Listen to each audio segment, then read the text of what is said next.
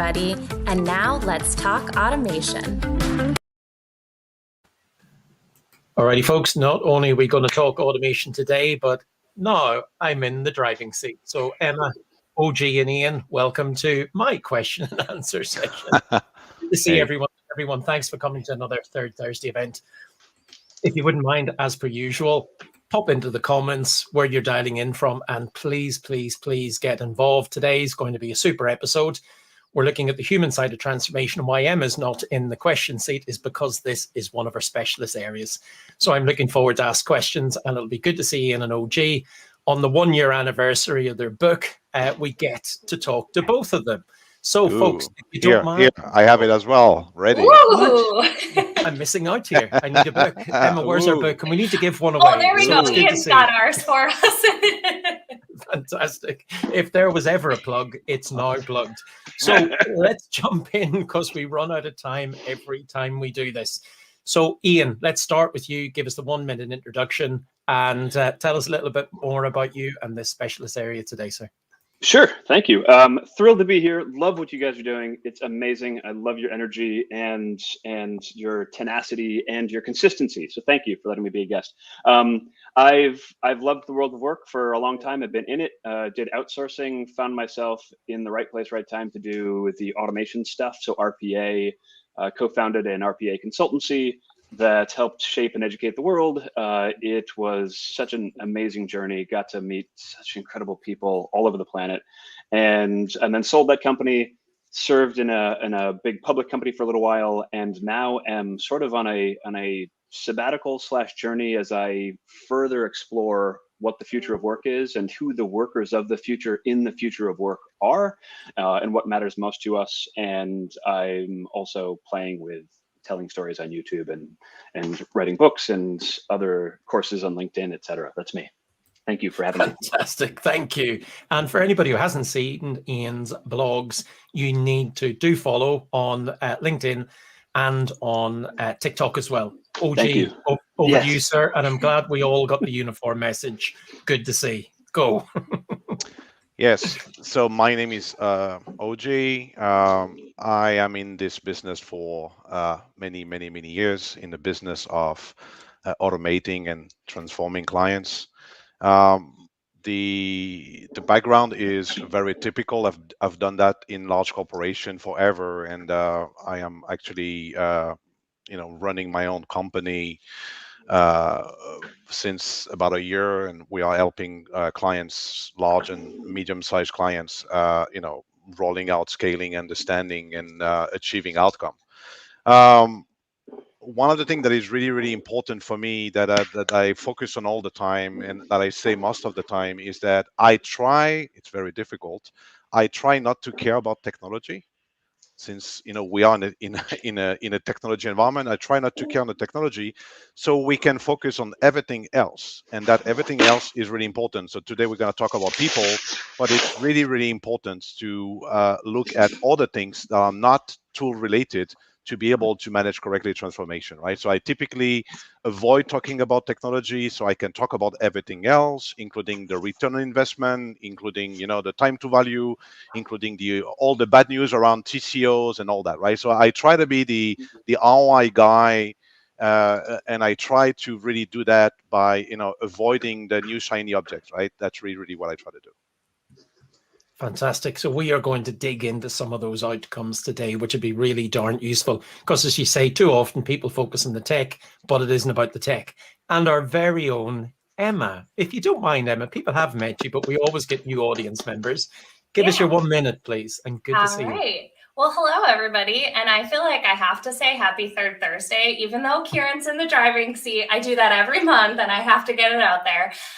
My name is Emma Roloff. Typically, I am in the driving seat asking Kieran and our other friends questions, but I raised my hand and said, I'm too obsessed with people-driven change to sit in the background for this one. So I'm going to be taking a couple of questions from Kieran, but my day job is working with my clients to help them manage digital transformation. kind of piggybacking off of what OG said, I sell software. That's what I do for a living. Yet for some reason, I can't stop talking about people and why they are the important part of a transformation. So I've been at it not quite as long as everybody else on the call, but I feel like I'm a part of the crew with my matching turtleneck today. Coincidentally, we all just wore the black. So I took off my vest so that I could fit in with the crew a little bit more today. Yes, men and lady in black today. So here, let me jump in and let's get into the questions because we always run out of time. OG, let's start with you. A moment ago, you mentioned focusing on the outcomes of automation, not automation itself. How does that help us adjust our lens when we consider transformation in general? Yeah. So the typical mistake, right, is to start with the tool, acquire the tool, and then try to understand, what is possible and what I could do with that tool. And then you typically end up with, licenses on the shelf. So you basically fail, right? So the point here is really to have a business-centric approach when you try to do a transformation, including automation, right? So understanding what the company strategic directions are, what are the key goals, how you can positively impact the businesses, i.e. the P&L. And once you understand all those goals and understand the key KPIs that are attached to that, then you basically identify what is the expected outcome that you're looking for, right? Cost savings, quality improvement, speed, customer experience, employee experience. You start with the goal, you start with the addressable space, you start with an understanding of what you are expecting in terms of return. And once you have that clear and you know exactly where you want to focus, so that's typically activity that we used to do manually in the discovery. Now there's plenty of tools kind of helping you doing the analysis. But the point is, you don't look at how you do it, you look at what you want to do it, you align with the business. And once you have this, then it's very, very easy to, come up with the use cases and then select the right technology, right? So the outcome is king. There's too many people being stuck with technology. They don't know what to do with it. That's simply because they don't start with the business view of the transformation. They start with the technology view. And that's a basic mistake. Oh, thank you. And Ian, if we come to you as our guest, and happy anniversary as well, by the way, what's the ultimate goal of transformation and change as a society, not just in terms of corporations or enterprises? Right, that's not a big question at all. So I'll draft off OG for a moment and just totally agree. I think the thing about the shiny object is it's shiny. It's exciting to talk about. Certainly makes you feel like you're being progressive and modern by having that discussion, and it's purchasable. You can buy it. And so we saw so much in the last 5-6 years, even longer, 10 years, in the RPA space. People went out and bought those licenses because it was a thing that they could do. It felt like they were making progress, and then they ended up on the shelf because there wasn't a particular end goal in mind for the enterprise specifically. So that's somewhat of a micro view of how do we transform our onboarding process or our mortgage sort of validation certification process or our accounts payable or our supply chain logistics order management processes. That was the end goal they should have been shooting for, is a better process, more efficient, more lean, therefore creating a better outcome, happier customers that stuck around and kept doing business with you. If you expand that to the macro view then, and you ultimately look at what are the characteristics we talked about a lot in this whole adoption of intelligent automation, was it made your people more effective because it gave them a chance to be human. It gave them a chance to bring creativity and empathy and a more sort of nuanced view to the work that they did for the purposes of creating a better outcome. And if you expand that further, unleashing people, unleashing resources that are tied up inefficiently, removing the friction that exists in every enterprise, no matter how big, small, old, young, you then have resource you can make decisions about how to apply. And you can apply those resources various different ways. From the enterprise lens, you apply them to make better products, make better services, be more proactive about supporting your customers, reach out to them rather than just wait for them to call you and say, this thing is painful and it broke, or it isn't supporting me the way that I thought it would. And then in a macro global level, you can use those resources to do things like, and we speak about this in the book, effectively what isn't going as well as we would globally hope would be going well. That's things like big macro things like healthcare, like education, like environmental stewardship. And so if you have the resources and the time and the ability, then if you think as a global citizen and you invest as a global citizen with a long view of an outcome that better serves all global citizens today and tomorrow, then you start to focus on how, as an enterprise, you can be more of a proactive global citizen and focus on sustainability in health and education, in environment, etc. Fantastic, thank you. And Emma, I get the pleasure of actually asking you a question today, and I notice we're both very good here. No one's on mute or calling each other out here. That's a record did for us. just unmute before we came back in as a large group, so staying on the toes. Well, let's see if we get you before the end of this. So look, at the center of everything that we're talking about is your specialist subject here, if you don't mind me saying, and that's people and change management. What can organizations do to best support their people during this dramatic change that's happening as they digitally transform? Well, I think so. The first answer to that just simply is to say there needs to be a formalized change management program that goes along with your digital transformation and recognition of the fact that people are what's driving this forward. It's not the technology, going back to what we were saying at the beginning. And I say it all the time, and I will probably say it again before we're done today, but it is not about the technology. It doesn't matter how great the tool is that you've got in place. If your people are not adopting it, you're getting nowhere with it. And so, there are lots of people that will talk about detailed, repeatable, scalable change management programs that you can bring in. There's tons of really great companies that are out there that are helping customers manage this process and kind of coming in specifically for that avenue. But if you don't have the opportunity to have, consultants come in and build out this repeatable change management program for you, I always talk about that there's 3 really simple things that you can do that will at least get you headed in the right direction on that change management side and acknowledge that people are a part of the process. And so the first is communicating the why behind what you're doing. Ian and OG just talked about the outcomes of what intelligent automation is supposed to bring forward for an organization and what the ultimate goal is. But at the end of the day, every single person, whether you're sitting on this call or joining us on the live stream, we're all selfish at our core. And we want to understand why we're doing things and what's in it for us. And that's no different when it comes to how we do our job.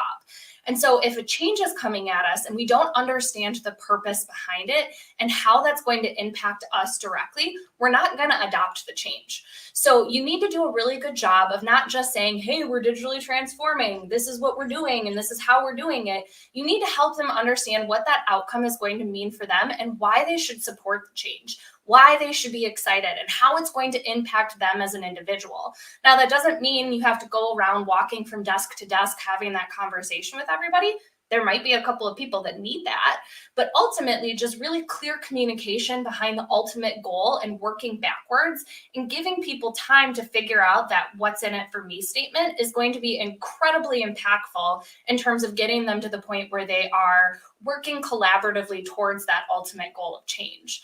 And once you've done a really good job of communicating that why on the front end, that communication cannot stop. You have to continue communicating good, bad, indifferent, every little update that you have throughout the implementation at regular intervals so that people understand what happens. I'm going to ask a question and hopefully we'll see comments coming in as we're talking about it. But how many people have been a part of a change where they heard change was coming and then it went silent and nothing ever happened and they don't know what happened to it? That starts to give people a sense that they can't trust that that change is going to make a difference, or the things that they're getting excited about aren't going to happen. So even if something goes off the rails, help explain why, help explain what lessons you've learned throughout. And so we've seen some of our customers do this really effectively with regularly scheduled lunch and learns where people can come and listen if they want to about where the progress is going, or using updates on an intranet or an email newsletter or whatever that looks like like individually for your organization, communication has to continue throughout the entire implementation.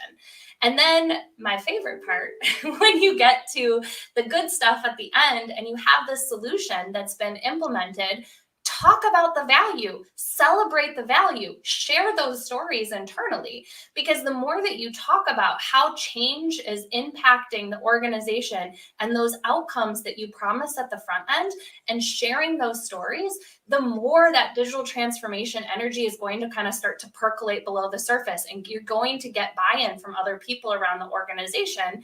And then you're really going to truly hit that point where you're innovatively thinking, and I don't know if that's actually a word, but you're thinking with innovation and that you're getting to this point where you're building on yourself and you really get that momentum going. But without that celebration and that communication from start to finish, you're never going to get there. Oh, wow. Now I understand why this is your specialist area, because you know it so well. It's interesting you and Ian have picked up on the same thing, the business outcomes. There's a great comment, by the way, someone's made as we're live here talking about technologies the driver, but people are the enabler or the blocker. And I've sometimes seen that in firms. But let me come to you, Ian. Have you seen organizations support upskill and include their people in their change efforts really successfully to make or help people become enablers, not blockers, in this digital transformation process? You're on mute, sir. Mute bingo. We knew it was going to happen. I did it. It was going to happen.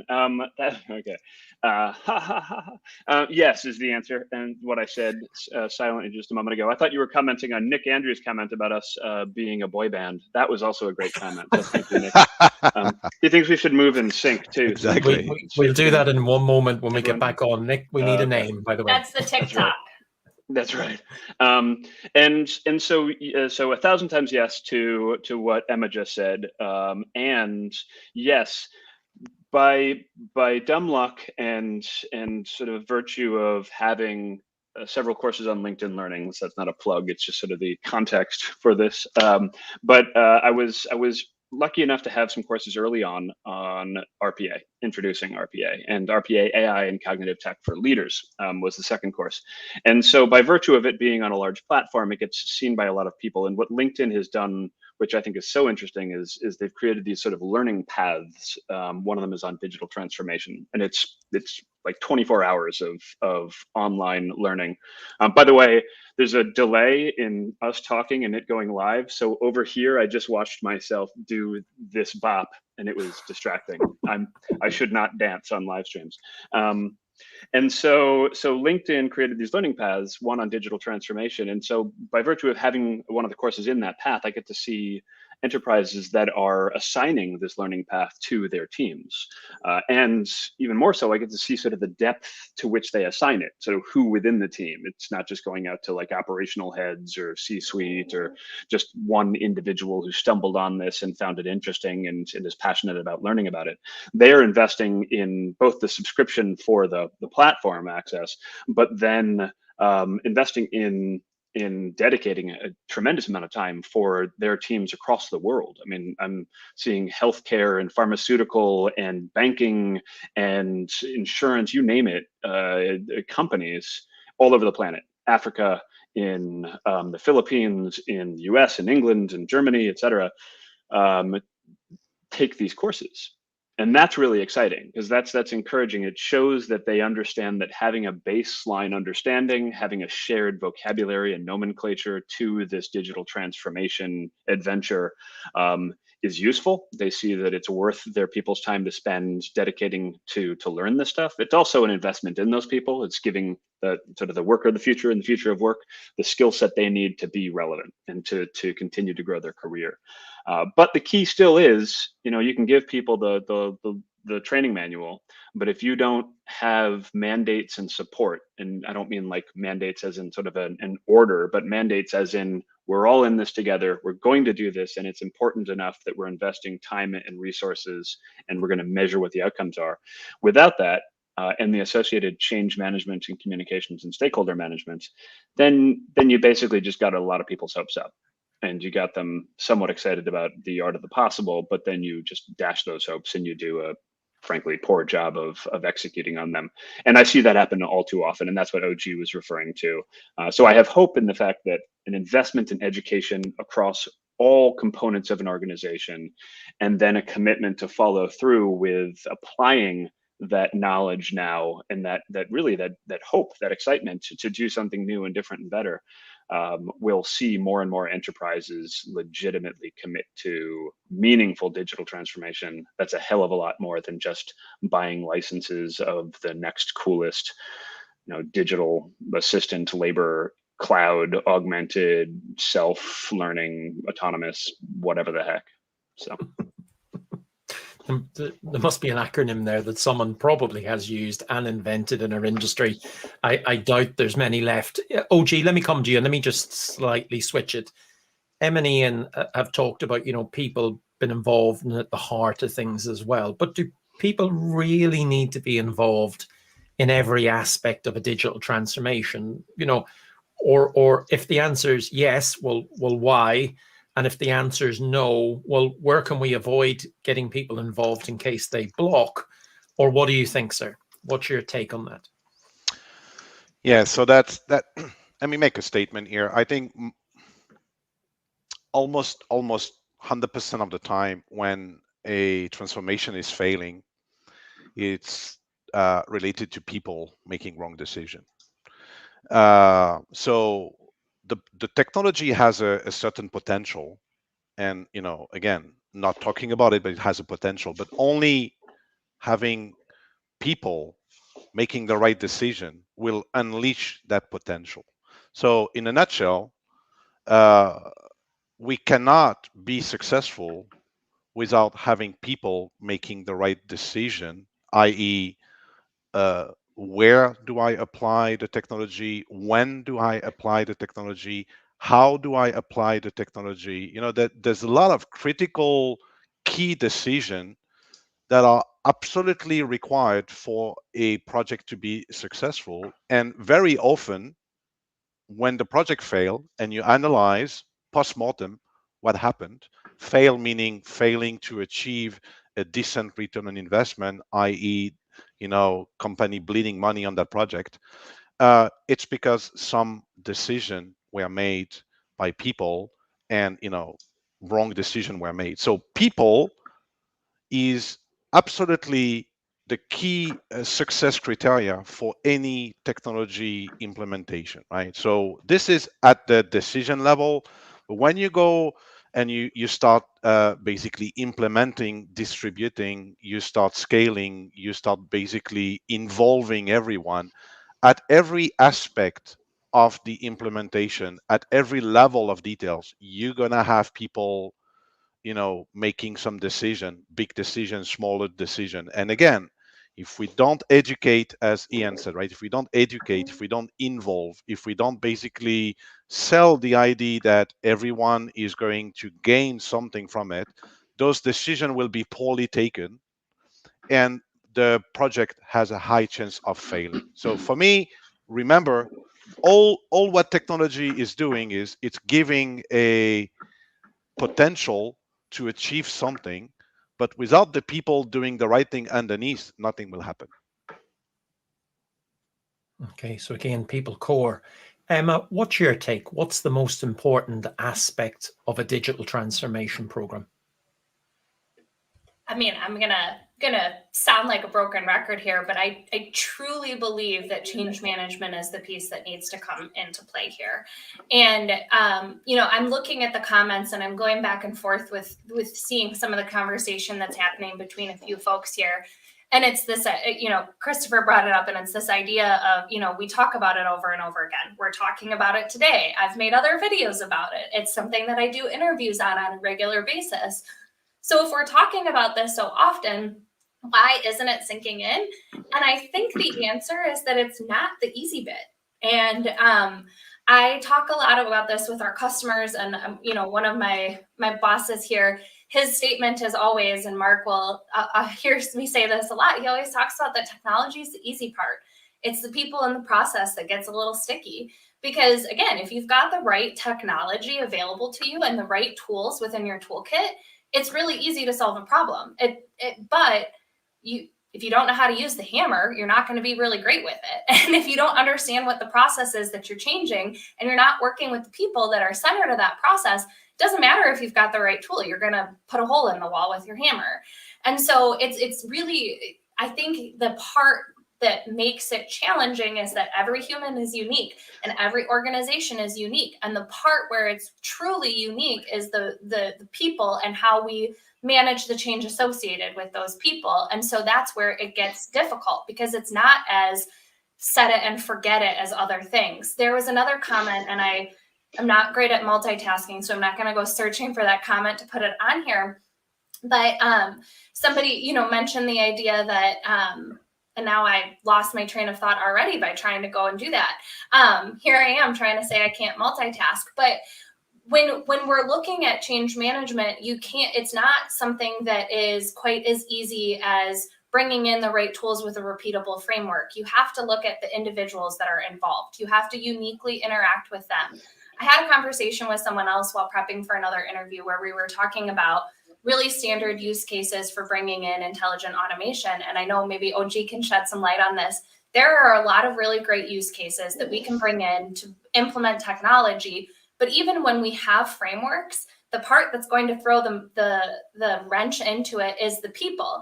Even if we have a framework and we have something that's unique about our organization, it's the people. And so we're going to have some sort of change management surrounding any implementation, even if it's a solution that we can put into place and kind of forget that it's there, so to speak. And I see a lot of paragraphs coming in, which is always what I like to see on the third Thursday. And again, I'm going to get myself distracted like Ian did with his dance moves if I start looking too closely.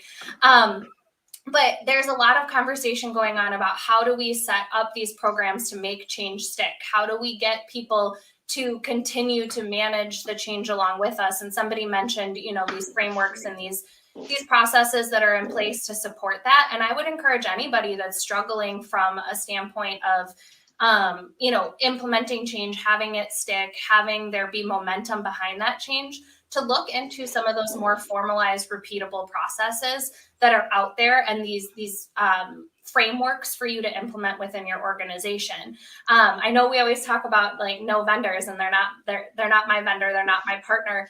But there's organizations out there like ProSci or other change management companies that have these e-learnings, kind of similar to what Ian was saying of, go learn, upskill, educate. I think one of the things that we don't do is spend a lot of time upskilling and educating people on how to manage change. That should be a part of your digital transformation program, and bringing in those toolkits to help you manage that change, I think is really important as well. Fantastic. There is a danger in multitasking. As men, we're incapable of doing it. I'm delighted to see that you're struggling a little bit as well in the comments. Ian, let me come to you, and then OG will come across to you very briefly. We're 2 minutes to go, folks. As ever, we run out of time. It's just I want to bring in the audience as well, who are brilliant. They're always engaging in this. And James mentioned, and thank you, James, for commenting, without proper governance, folks think they can do anything and end up building something that wasn't the original intent. Have you seen that, and how do you counter that in the real world in an organization? Yeah, no, it's interesting. People, to use Emma's word from earlier, people want to live and work innovatively, and you've got to find a way to enable that, encourage that, but to also give it guardrails. And so what we saw early on, and especially in large organizations, you have lots of people who want to be living innovatively and creatively and solving problems for themselves. And they have the wherewithal to go do it in small ways, in contained pilots and implementations.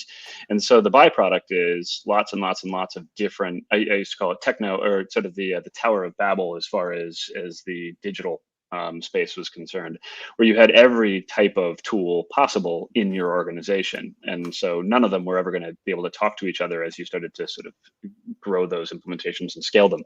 And so what you need is some sort of coordination. Governance sounds like it's controlling and constraining you from being creative. So maybe it's shied away from that regard.